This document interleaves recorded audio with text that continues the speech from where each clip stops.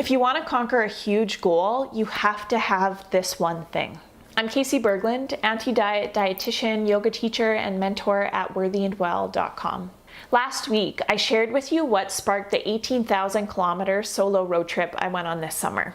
And I also shared that I'm doing things a little bit differently here on the video blog and trying out a bit of a storytelling series. Today's story is really about this one piece of the puzzle, this one thing I absolutely needed to help in the planning of the Worthy and Well road trip and the execution of it.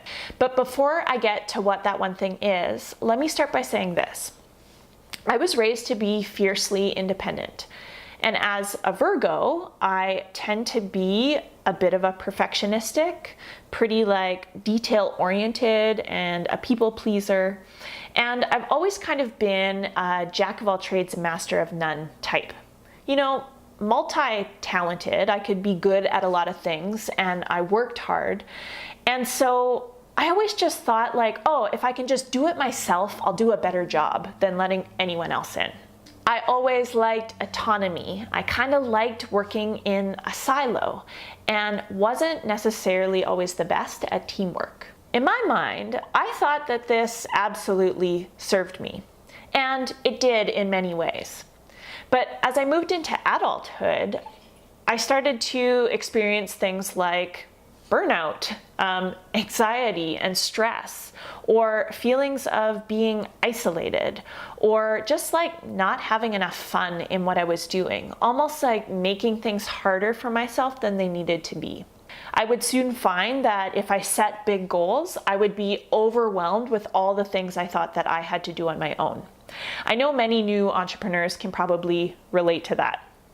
You're wearing all of the hats and doing all of the things, and maybe you can do an okay job at many of those things, but you end up starting to drop the ball. Maybe you have a sense already what this one necessary thing is that I think everyone needs when they want to conquer a big goal. If you don't, here's what it is: support.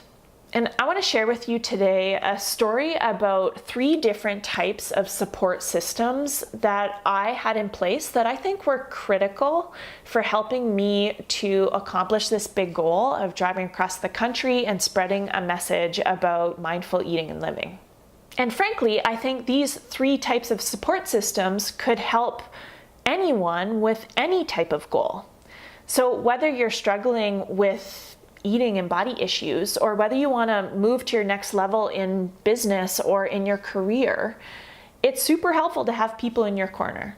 And these 3 types of support systems would absolutely serve you. So the first person I want to describe to you and the role that she played in my process is someone that I would classify as a mentor type, or a coach type, or even a therapeutic counselor type.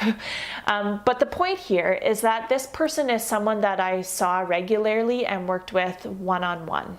This person for me is Maureen McGoran, who's a holistic psychiatrist. And in the time leading up to the road trip, she played an integral role in helping me to make that happen. I saw Maureen regularly every other week for a full year.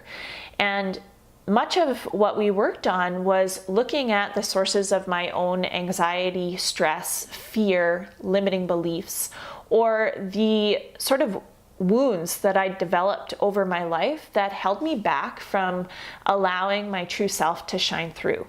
The part of me that is courageous and big and takes up space and wants to make a difference in the world. And so in working with Maureen, I had this level of support, emotional, spiritual, mental, even practical support to help me dig into the roots of how I sabotage myself.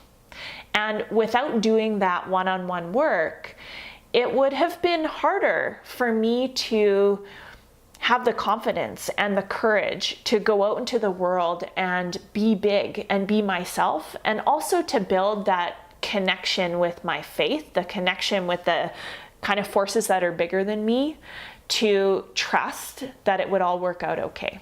So I mentioned before that, I used to like doing things on my own and I was a bit of a control freak. Well, I soon realized that that's not who I want to be. And I soon started to see all the ways that that way of being held me back. And so my work with Maureen not only helped me personally to go out and expand into the world, but it also helped with this learning of how to receive and how to get this support and how to continue to take on support.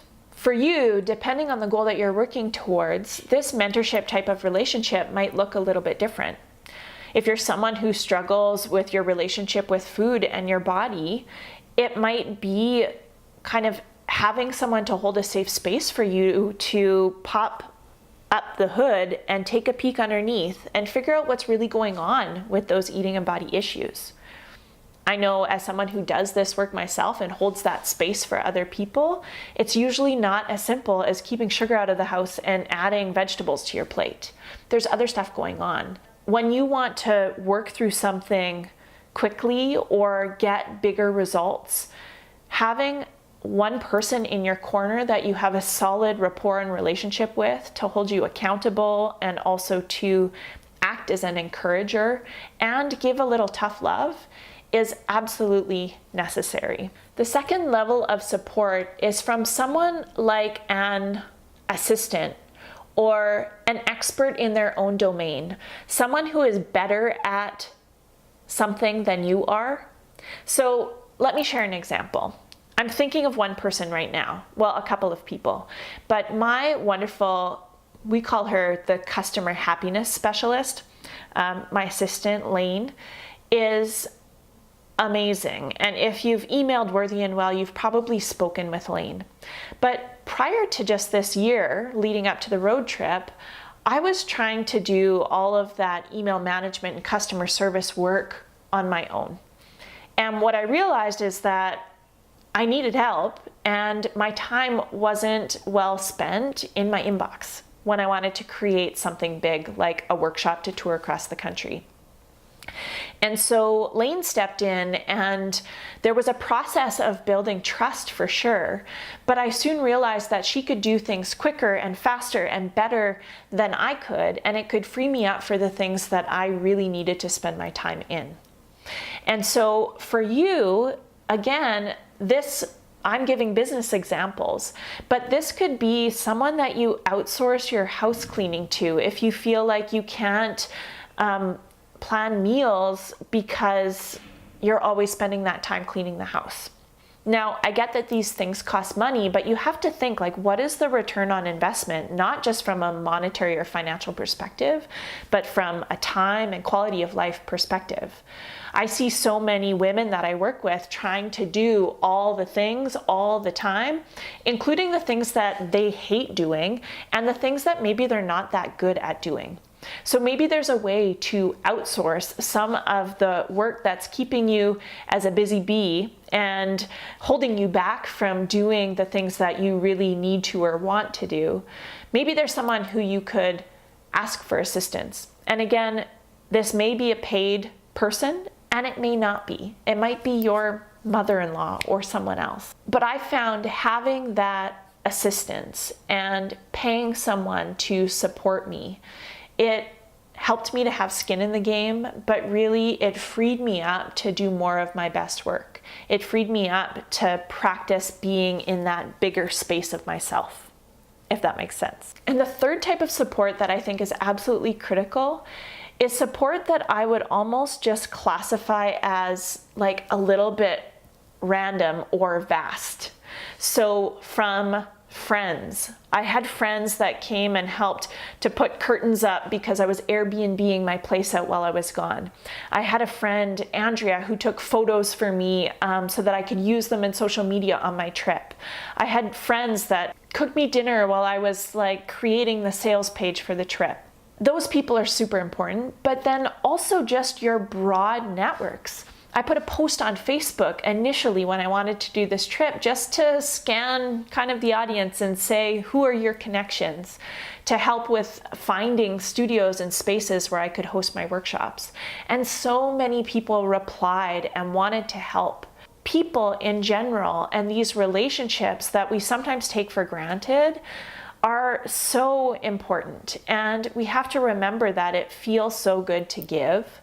And so asking for support gives someone else an opportunity to give.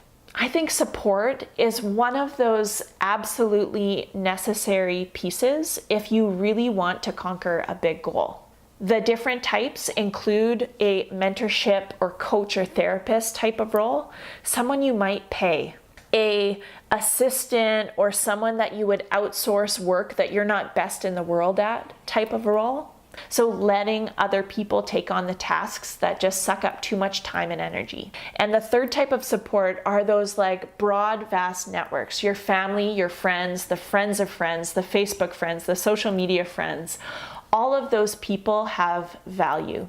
So one key thing that I'm coming home from this trip with, and that I've been thinking about a ton in the past few months, is how I want to set an intention to better nurture relationships. People who are really close to me, who I care about, family, friends, and also those sort of broader connections, those people who have generous hearts. I want to lead generously and offer up support.